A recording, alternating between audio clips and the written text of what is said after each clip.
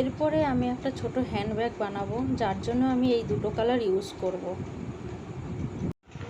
দেখুন হ্যান্ডব্যাগটা এইটুকুনি হয়েছে, এরপরে আরও বুনতে হবে।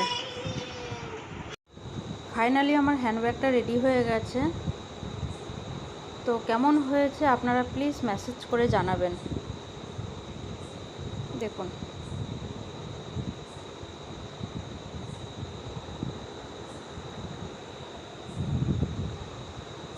ভেতরটা এরকম হয়েছে।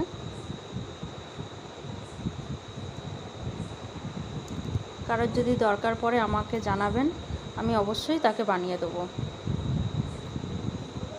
এর আগেও দেখেছেন আমি একটা স্কুল ব্যাগ বানিয়েছি আমার ছেলের জন্য, তারপরে আমি এই হ্যান্ডব্যাগটা বানালাম। তো জানাবেন আপনারা কেমন হয়েছে। ধন্যবাদ।